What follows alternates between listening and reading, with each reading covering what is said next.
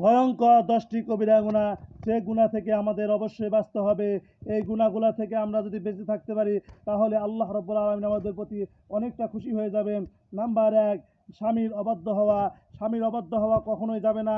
স্বামীর অবাধ্য হলে আপনি অবশ্যই বড় একটা গুনাহগার হয়ে যাবেন, কবিরা গুনাহগার হয়ে যাবেন। তাই চেষ্টা করুন স্বামীর অবাধ্য না হয়ে স্বামীর বাধ্য স্ত্রী হওয়ার। নাম্বার 2, স্ত্রী কর্তৃক স্বামীর অবদান অস্বীকার করা। স্বামীর অবদান যদি কোনো স্ত্রী অস্বীকার করে ফেলে তাহলে সেটাও কবিরা গুনাহগার হয়ে যাবে।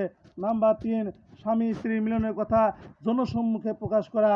এটা স্বামী স্ত্রীর মিলনের কথা যদি জনসম্মুখে প্রকাশ করে কেউ, তাহলে এটা স্বামী স্ত্রীর জন্য বিশাল একটা লজ্জাজনক বিষয় এবং এটা বিশাল বড় একটা কবিরা গুনাহ। তাই এই গুনাহ থেকে বাঁচার চেষ্টা করুন এবং স্বামী স্ত্রীর মিলনের কথা জনসম্মুখে প্রকাশ না করা থেকে বিরত থাকুন, কারণ স্বামী স্ত্রীর প্রাইভেসি কখনোই সামনে আনা ঠিক নয়। নাম্বার 4, স্বামী স্ত্রীর মাঝে বিবাদ সৃষ্টি করা। স্বামী স্ত্রীর মাঝে যদি কেউ বিবাদ সৃষ্টি করে দেয় তাহলে সে বড় একটা গুনাহগার হয়ে যাবে, সে অবশ্যই কবিরা গুনাহগার হয়ে যাবে।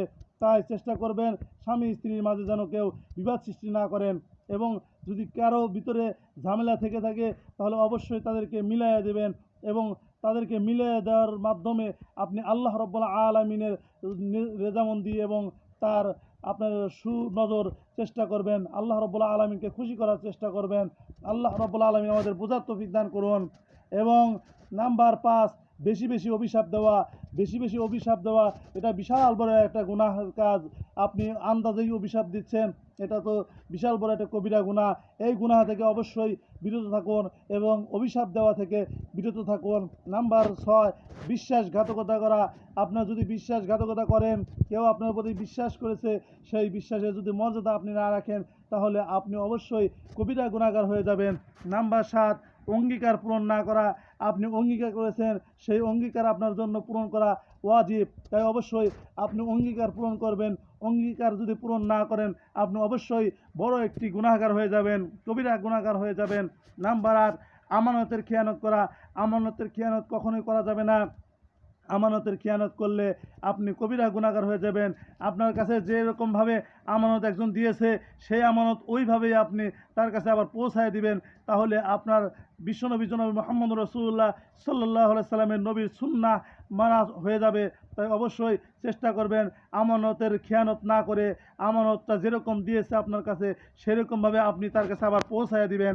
নাম্বার 9, শরীরে কোনো প্রকার ট্যাটু করা, শরীরের ভিতরে কোনো রকম অঙ্কন করা, এগুলো সম্পূর্ণরূপে হারাম। তাই অবশ্যই শরীরের ভিতরে কোনো প্রকার ট্যাটু বা অঙ্কন করা থেকে বিরত থাকুন। নাম্বার 10, ঋণ পরিশোধ না করা। ঋণ পরিশোধ না করা বিশাল বড় একটা গুনাহ। আপনি ঋণ পরিশোধ না করলে অবশ্যই আপনি গুনাহগার হয়ে যাবেন। তাই অবশ্যই ঋণ পরিশোধ করুন এবং ঋণটা যত দ্রুত সম্ভব পরিশোধ করুন। আল্লাহ রাব্বুল আলামিন আমাদের সকলকে বোঝার তৌফিক দান করুন এবং আমাদের মানার তৌফিক দান করুন। আমিন।